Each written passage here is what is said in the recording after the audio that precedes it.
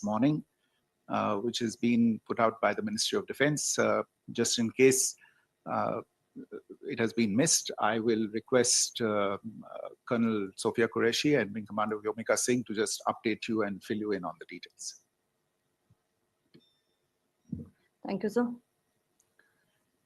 Operation Sindoor पर 7 मई 2025 को हुई प्रेस कॉन्फ्रेंस के दौरान भारत ने अपनी प्रतिक्रिया को केंद्रित, संतुलित और गैर उत्तेजक बताया था। यह विशेष रूप से स्पष्ट किया गया था कि पाकिस्तानी सैन्य ठिकानों को निशाना नहीं बनाया गया। साथ ही दोहराया गया कि भारत में किसी भी सैन्य लक्ष्य पर हमले का उचित जवाब दिया जाएगा। 7 से 8 मई 2025 की रात को पाकिस्तान ने उत्तरी और पश्चिमी भारत में स्थित कई सैन्य ठिकानों को, जैसे कि अवंतीपुरा, श्रीनगर, जम्मू, पठानकोट, अमृतसर, कपूरथला, जालंधर, लुधियाना, आदमपुर, भटिंडा, चंडीगढ़, नाल, फलौदी, उत्तरलाई और भुज पर ड्रोन और मिसाइलों से हमला करने का प्रयास किया। इन हमलों को इंटीग्रेटेड काउंटर यूएस ग्रिड और वायु रक्षा प्रणालियों द्वारा निष्क्रिय कर दिया गया। इन हमलों का मलबा कई स्थानों से बरामद हुआ, जो कि पाकिस्तानी हमलों का प्रमाण है। On the night of 7th May 2025, Pakistan attempted to engage a number of military targets in northern and western India using drones and missiles. These places included Avantipura, Srinagar, Jammu, Pathankot, Amritsar, Kapurthala, Nal, Jalandhar, Ludhiana, Adampur, Bhatinda, Chandigarh, Falodi, Uttarlai, and Bhuj. These were neutralized by the integrated counter unmanned aerial system and other air defense systems. The debris of these attacks is now being recovered from a number of locations that prove the Pakistani attacks. आज सुबह भारतीय सशस्त्र बलों ने पाकिस्तान के कई स्थानों पर वायु रक्षा रडार और प्रणालियों को निशाना बनाया।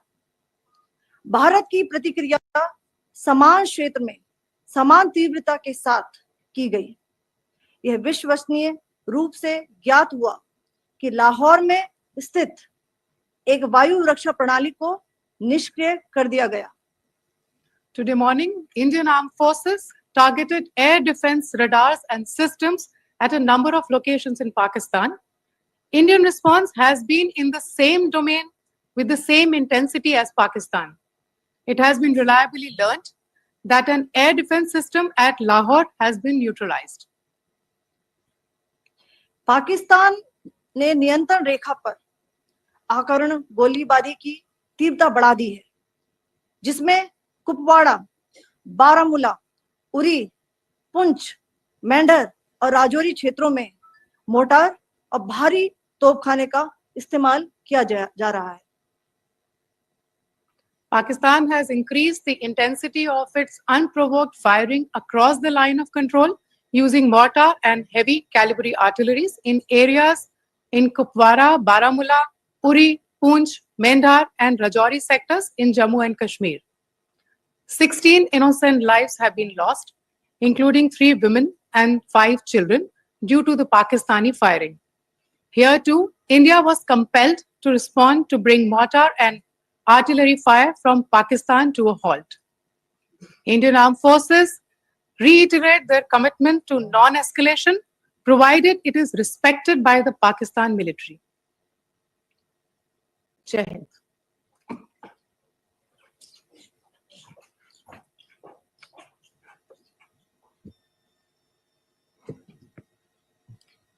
Thank you.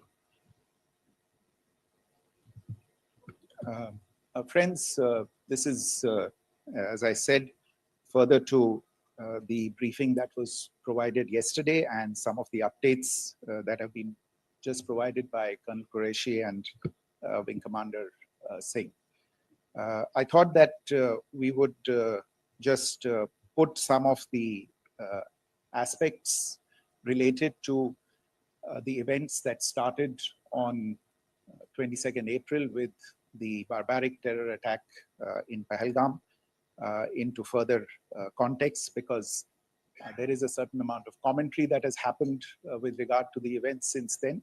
And more than the commentary, there has been a lot of disinformation that has been directed at us from across the border.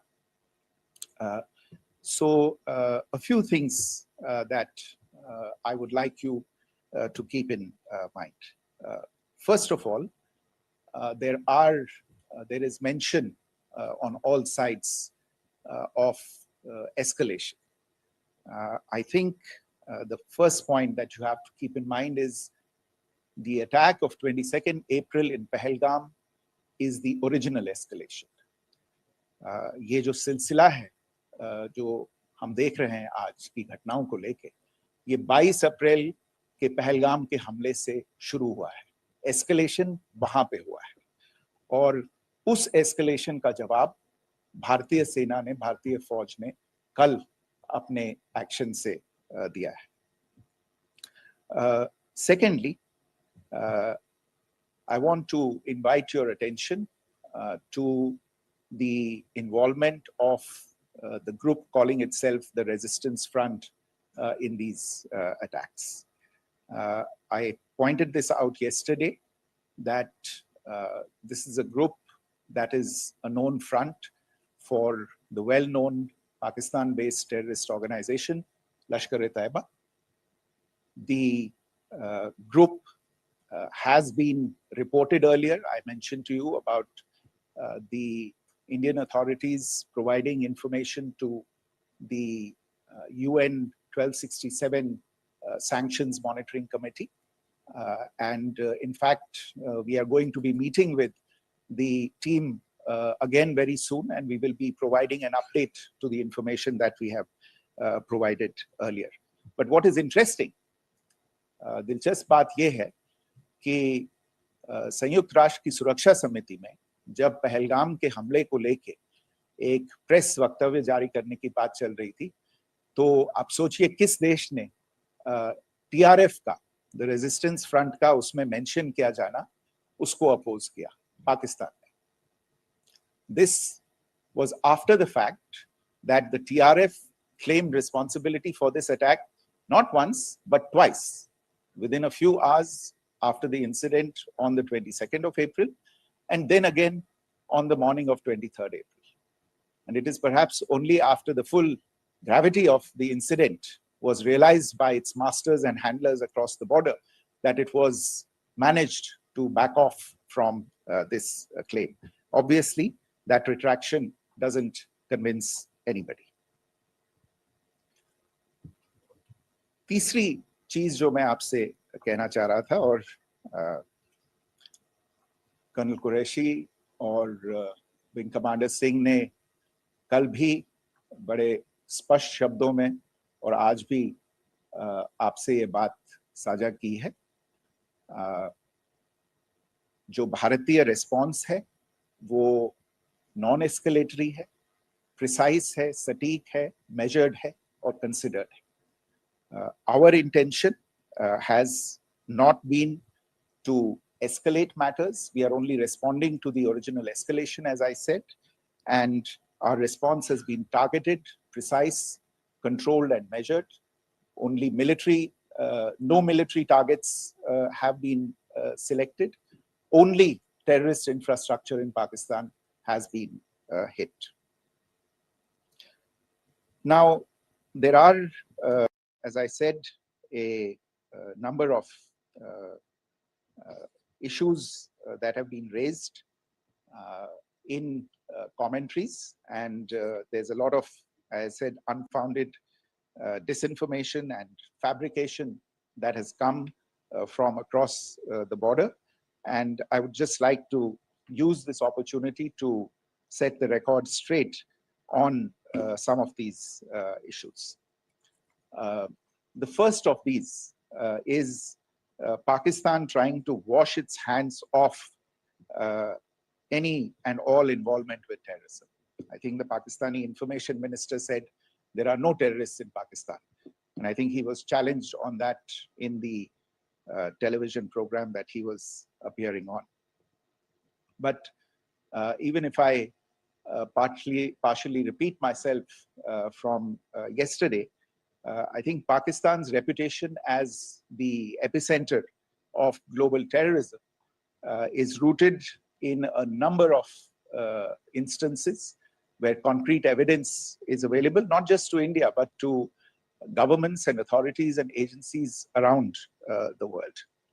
There are several terrorist attacks around the world where Pakistani fingerprints have been found.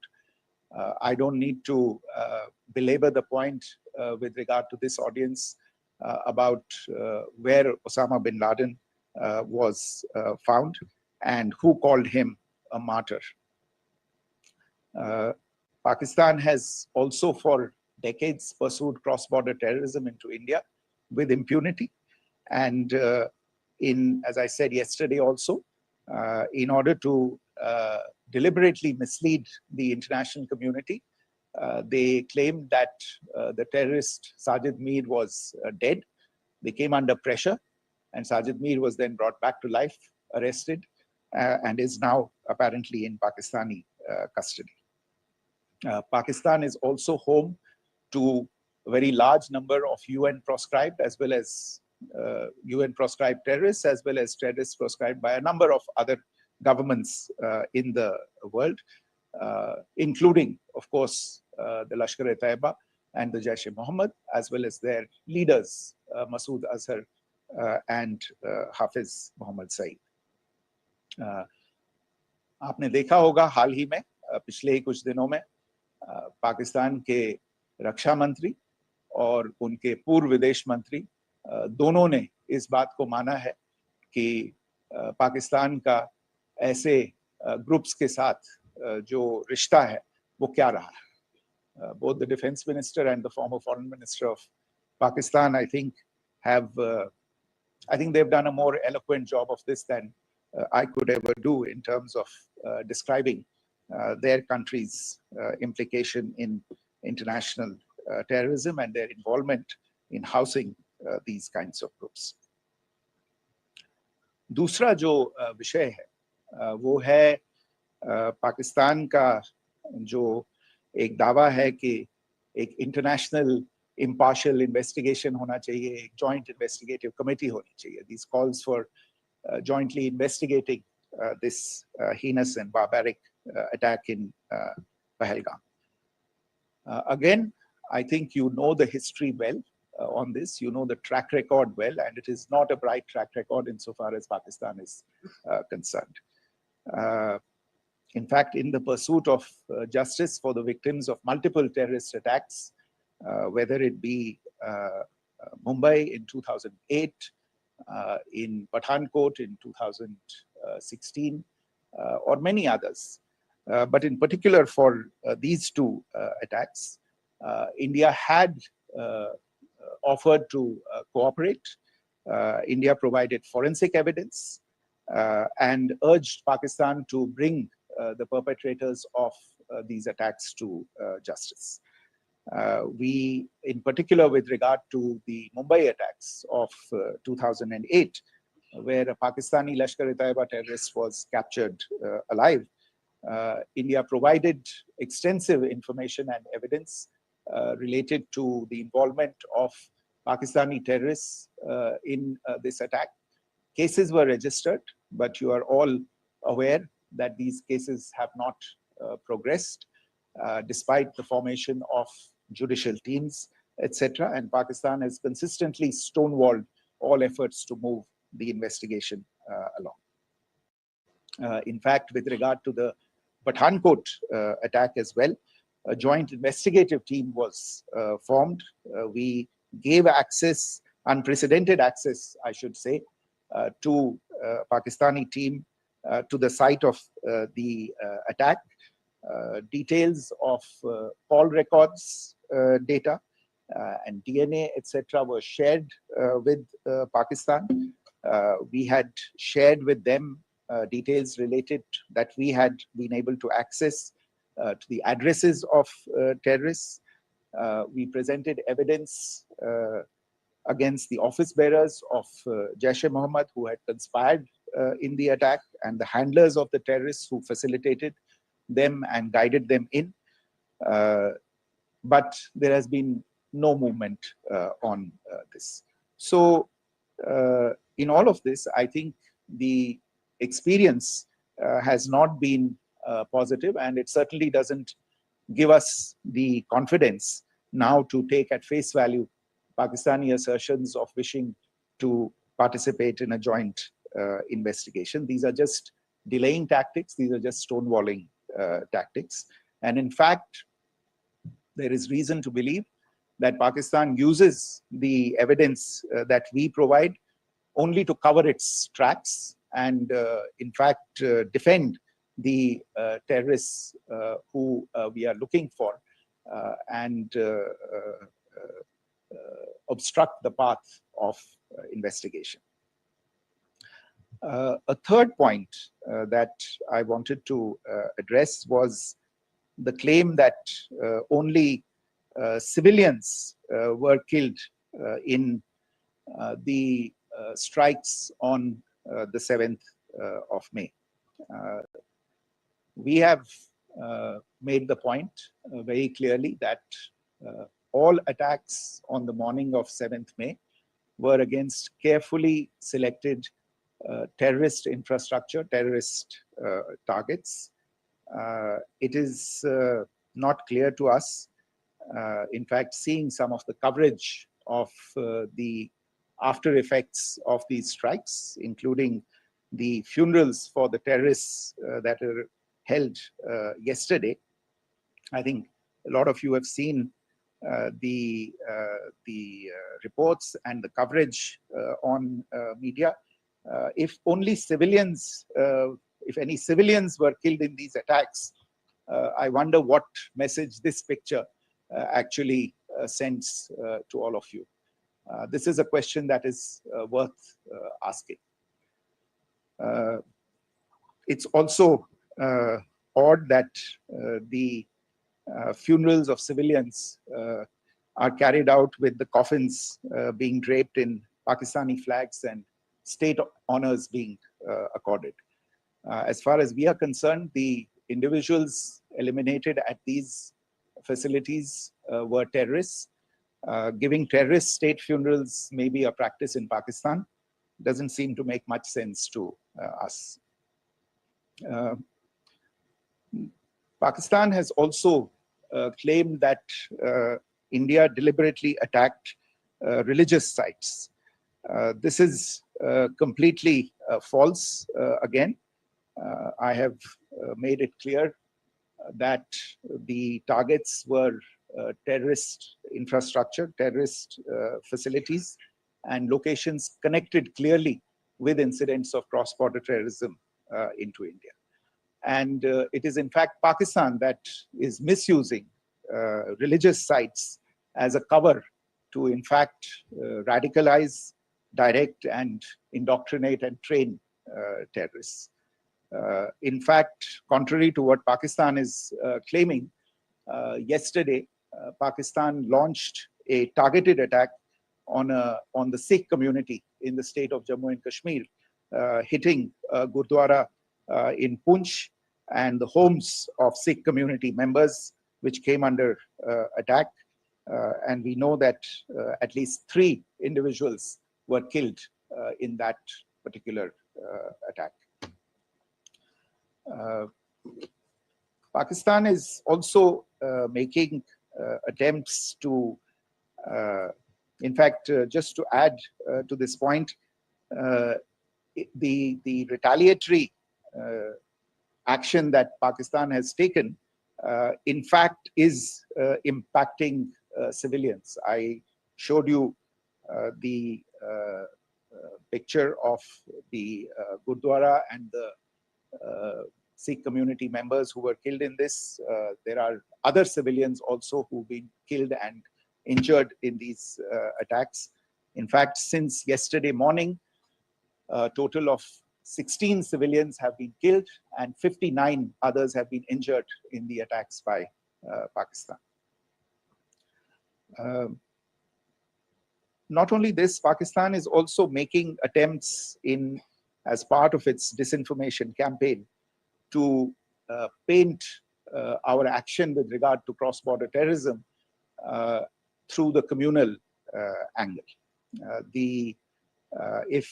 If that is the issue, then I think I can do no better than to cite or point you in the direction of the Pakistan Army Chief's speech of 16 April 2025. I think that is the last word in communal rhetoric.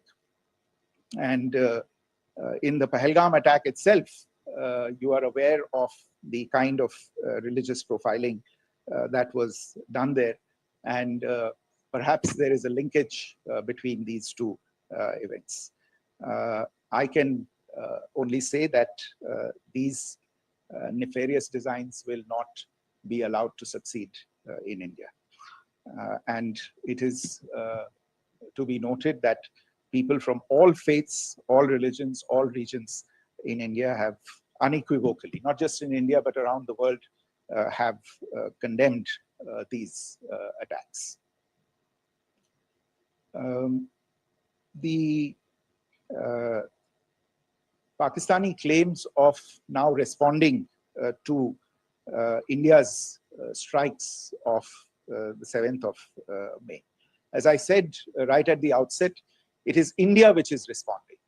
The original escalation was by Pakistan on the 22nd of April. We are the ones who are responding to that escalation with the action that was taken yesterday morning. And again, I would like to emphasize that the action was restrained. It was directed towards non-civilian, non-military targets and confined to terrorist camps. And again, as we have been saying since yesterday, any further action by Pakistan, some of which we are seeing today, is nothing but escalation by Pakistan now, once again, and will be responded to and is being responded to appropriately.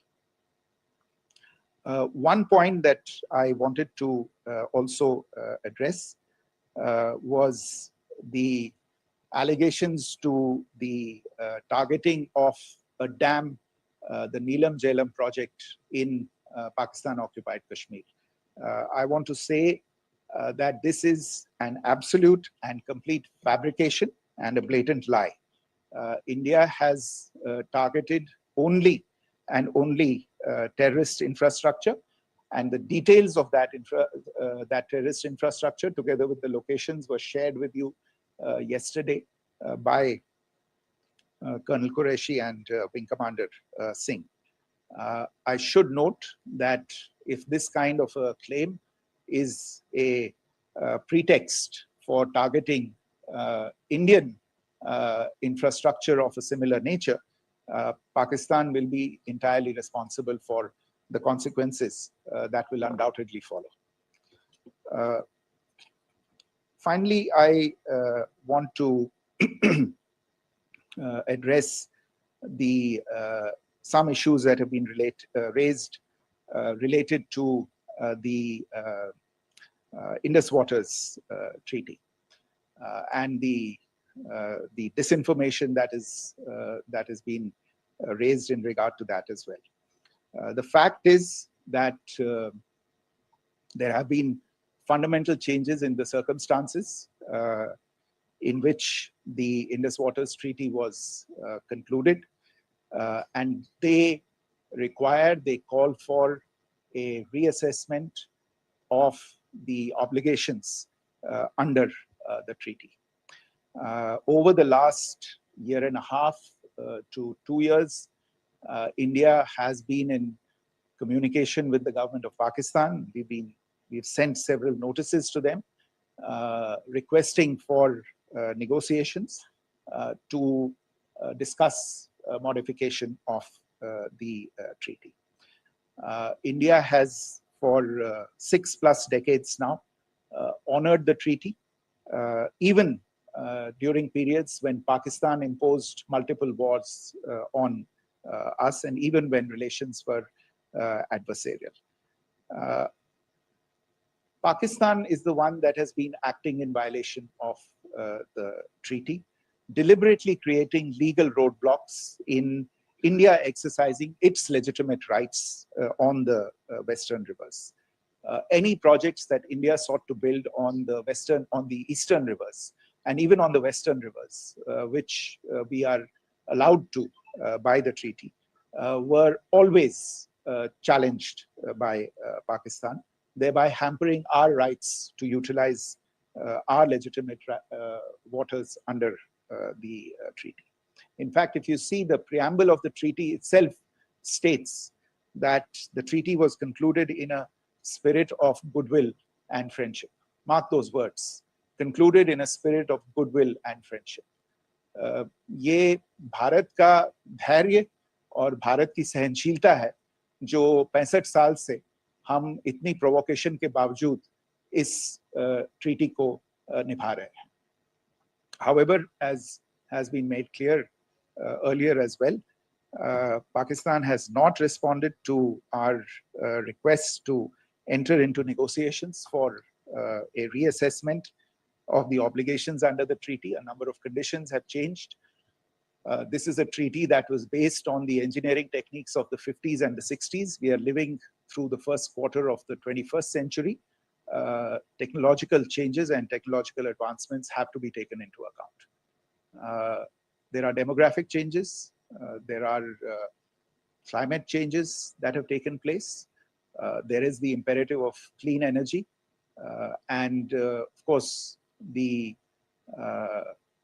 terrorism that Pakistan has wreaked in the state of Jammu and Kashmir itself has hampered India's ability to exercise its rights under the treaty.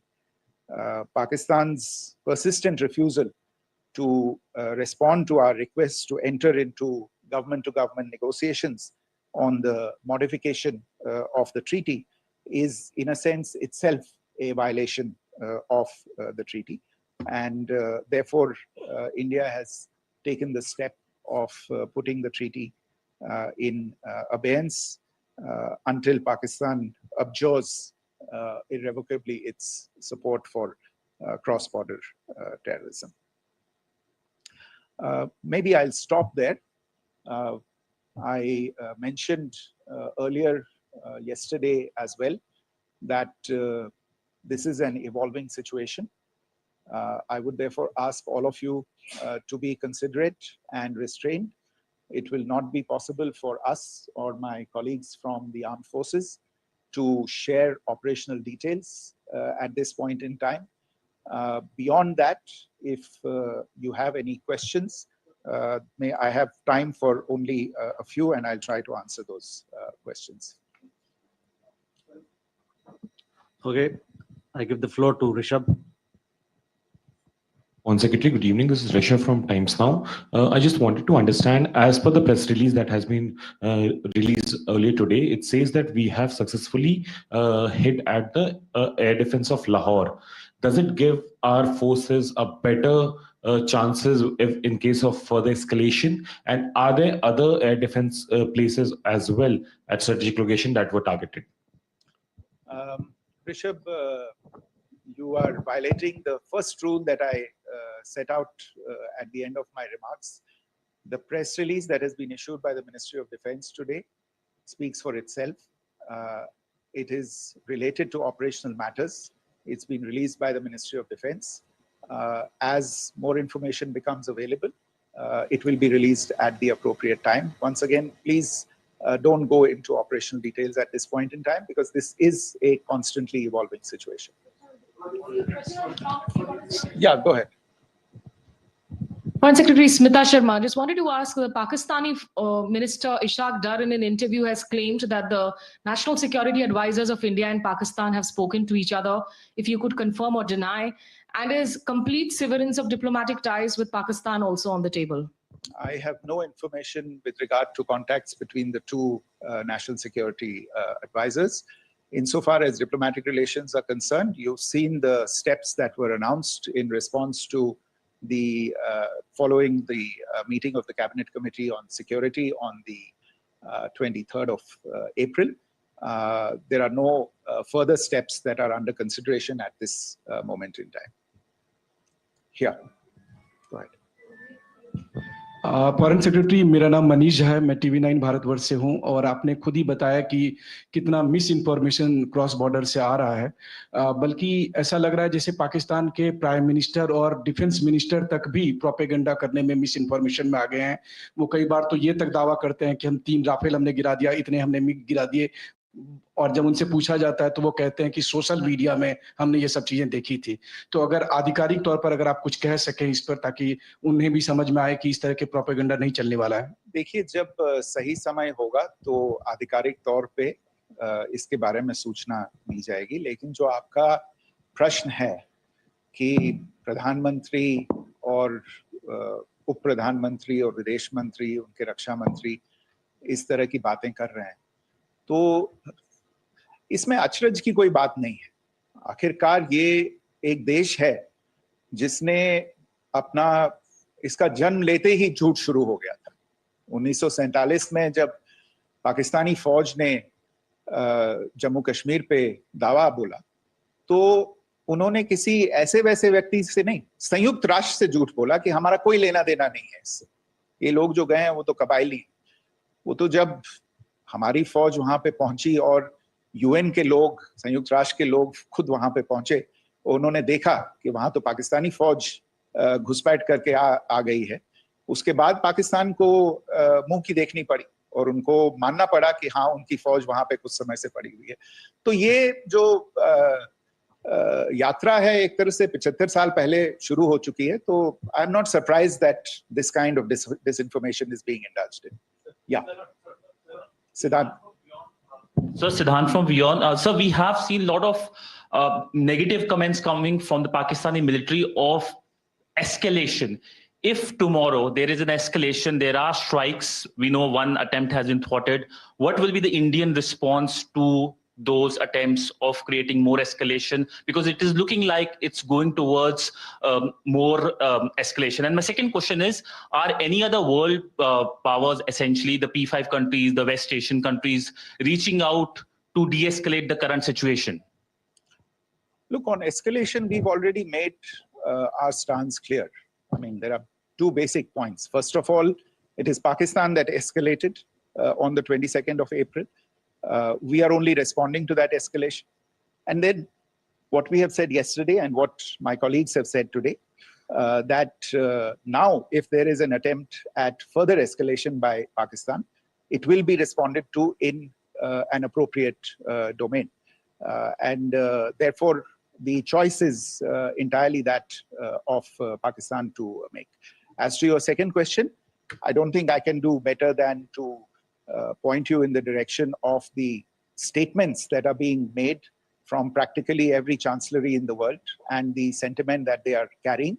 That sentiment essentially, and for the major portion, is support for the government of India in the context of the condemnation of the terrorist attack in Pahalgam on the 22nd of April. There is wide recognition of the government of India's right to respond to these attacks in self-defense, and of course a desire to ensure that there is not further escalation. I think these statements speak for themselves. Yeah. Sir, this is Mosami from India Today. Now, in the all-party meeting, we have learned that the defense minister has said that, in the operations in Sindoor, almost 100 terrorists were killed.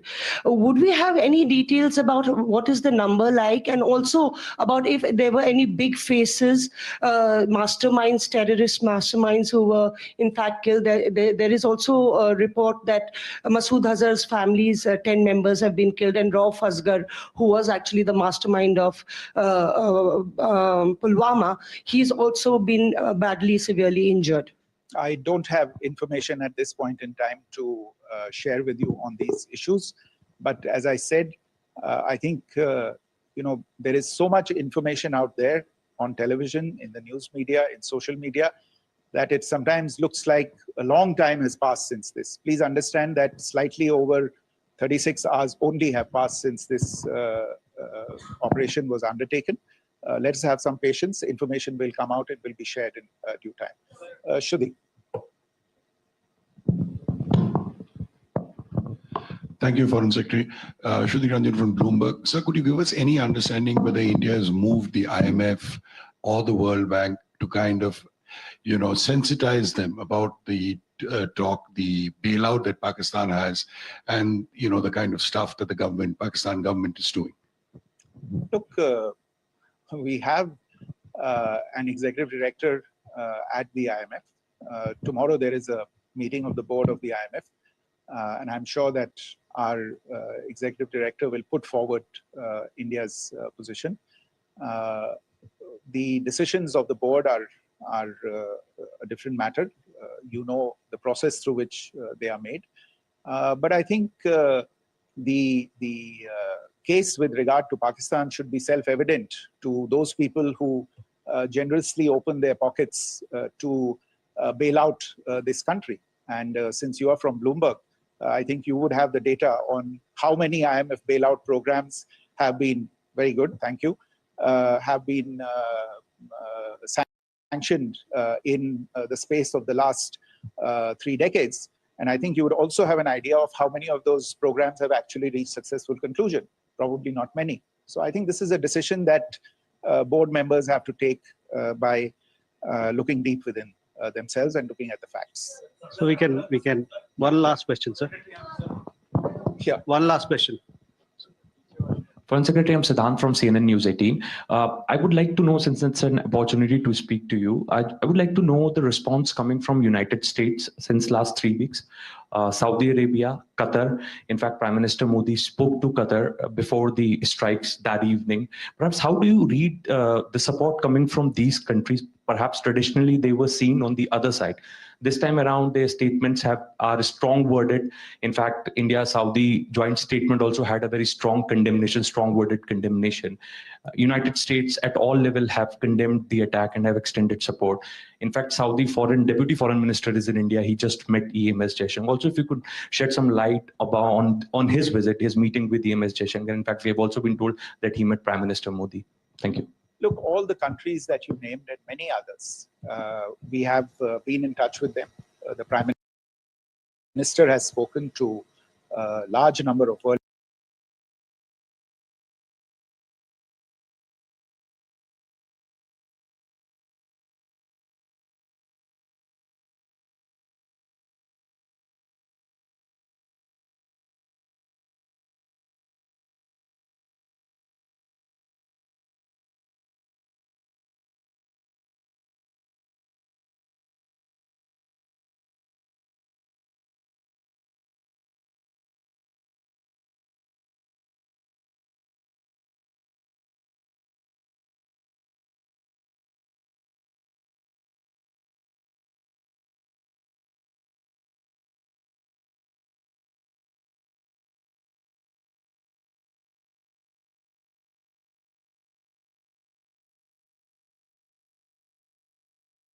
leaders, a large number of world leaders have called him, as have called the External Affairs Minister. As we speak, there are conversations going on today as well with world leaders. And your assessment or conclusion of the general tenor of these messages is very much on point. And I think this is a recognition of the fact, firstly, of the barbaric nature, the unprecedented nature and character and features of the attack in Pahalgam, and a recognition of India's right to respond to this, and also a recognition of the fact that in responding, we have been nothing but responsible and have done so in a restrained, in a measured, and in a non-escalatory manner. I think that counts for something. People have taken that into account, and that is what is explaining the kinds of reactions that we are seeing. And we appreciate the sentiments and the statements that have been made by the vast majority of world leaders. Yes, the Saudi Minister of State for Foreign Affairs is in Delhi. He had a meeting with the External Affairs Minister earlier today. I don't have further details at this moment, but if there are details, the ministry will share them at some point with you. Thank you. I think that's all we have time for today. We'll join you again soon. Thank you all. Thank you.